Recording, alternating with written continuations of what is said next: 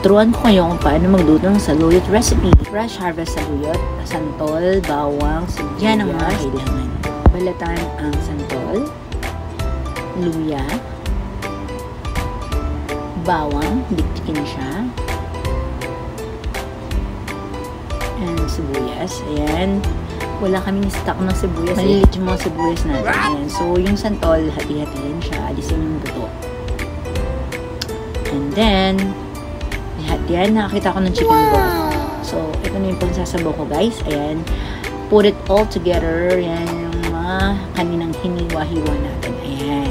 So, yan. So, pakukuluin na lang natin siya, guys. And then, pagkukulo, ilalagay na po yung fresh harvest saluyot.